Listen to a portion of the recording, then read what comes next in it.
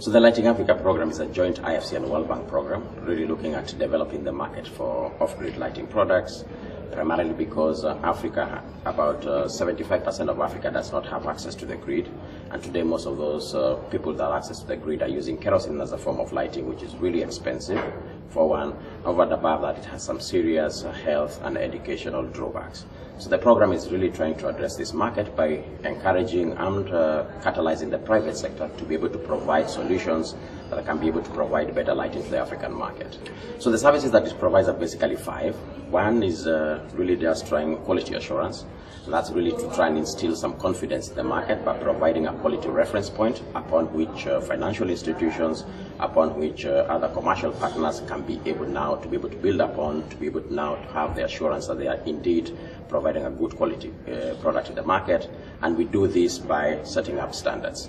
The second thing that we are doing is just providing the market intelligence that companies and organizations need to be able to develop their strategic and business plans. The other one is consumer education and awareness, and that's really kind of generating demand from the product as well as creating awareness for the consumers on a new technology that has a dramatic effect to the current trends of lighting that they've been using. The other component is really access to finance, because once you have everything else in place, then really scale comes from being able to access the working capital that they need to be able to scale up. So that's what we do. And the final thing that the World Bank is doing really well is policy and regulation. Because at the moment in Africa you have a number of countries that have very high duty tariffs on some of these products, and so it's a continuous engagement process with the governments to be able to reduce these tariffs so that eventually the products can become affordable to the people in the rural areas.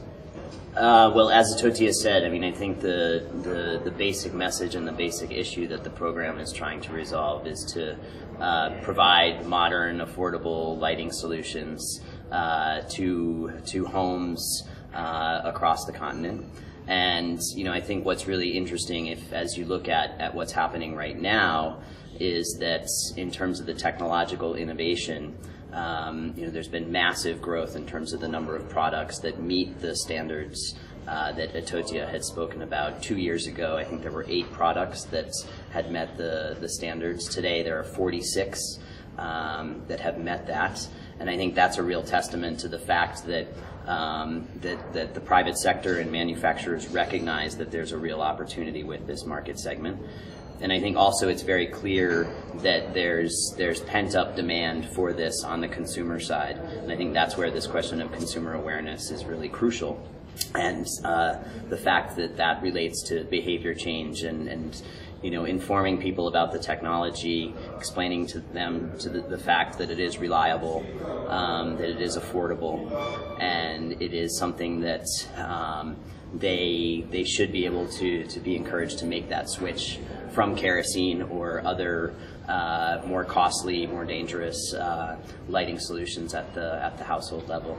But when you see that, you have on the supply side, you have product, and then on the demand side, you have this pent-up demand. But then there is this sort of not missing middle, but the middle section in terms of supply chain, where I think we're seeing big challenges, big opportunity in terms of how to develop that, how to stimulate getting that product to the end user. And that's something I think that all of us are very, very much focused on. And on the IFC side, they're doing great work to help foster that value chain. And we're also doing that on our side, not just on the policy side with respect to policy reforms, notably in terms of duty and tariff reduction, which is a long process to encourage that reform.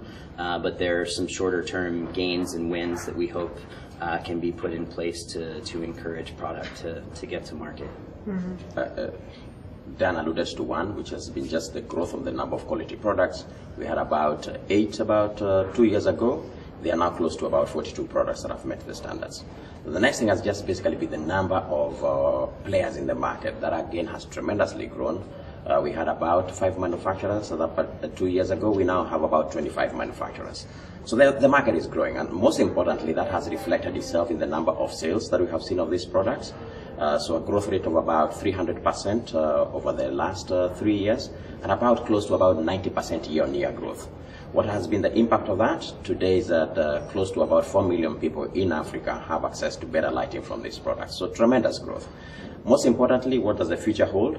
I think the true heroes for this market have been the social entrepreneurs who saw an opportunity in the market, they capitalized on it, and so their work is beginning to bear fruit. And what happens with that is that now you have larger and bigger organizations and multinationals that are taking an interest. And so today we have about 4 that are taking an active interest in the market.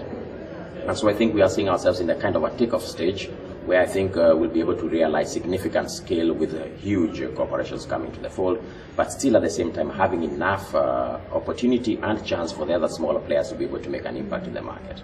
One of the big obstacles that I think we're seeing in terms of the marketplace is this missing middle and getting these great products, this great innovation to the end user. And on the World Bank side, first and foremost, one of the things that we'll be doing is redoubling our efforts on the consumer awareness side and trying to get governments to get the word out through public service announcements, these kind of things. Once there is product that's available to go to market, to help demystify a bit what are these products about and what is the value addition that they can bring to individuals' lives. The second big thing that we're going to be doing is mainstreaming Lighting Africa activities into World Bank projects. So when we have governments come to us and they're interested in developing an energy access program in a given country, what we'll do is we'll actually build a component around Lighting Africa Principles product into that. And we're very excited about this. And just to give you an example of one way that this can manifest would be that we do a targeted program identifying very remote health clinics and schools that are far from the grid that wouldn't be connected anytime soon. And what we can do is provide them these technological solutions, provide basic lighting solutions in those clinics. At the school level, we can do a program whereby the lanterns are allocated to the schools and remain the property of the schools, but the students take them home at night for the purposes of studying. And this is something that we can do on a fairly large scale rather quickly, and we're already developing these kind of deployment mechanisms in about a half dozen countries. And we're very excited that that's going to be a complement to the great work that's happening in terms of helping to develop the marketplace and the business side of things, which is rightfully the comparative advantage of colleagues on the IFC side. Our focus is in the next 5 years is to expand the program. So we are looking at going into an additional 4 countries. So key focus countries: Nigeria, Tanzania, Senegal, and Ethiopia. But over and above that, I think what we're looking at is just for these countries to become platforms of growth and extension of the program activities to neighboring countries.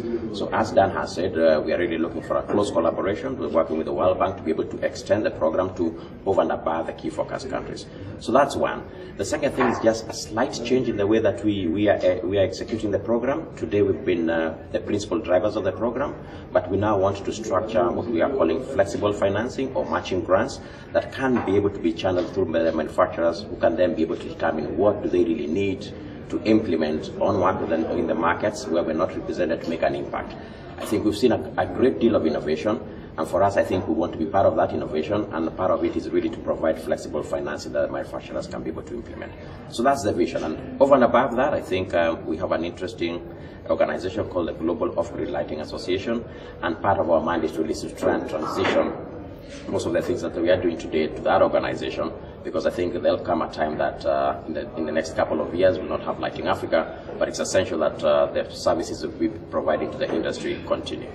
I think this conference has been hugely successful, and certainly as a relative newcomer to the team, it's been very it's quite amazing to me to see the Lighting Africa story in the flesh. The reality of all the innovation that's here, all of the social entrepreneurs, as Itotia was saying, that are driving the development of this market, that are sharing ideas, that are feeding back to us on our side, telling us how we can add additional value so that this catalytic takeoff can be there. to get product to market. So absolutely a big success and something that it's really a privilege to be a part of, I think.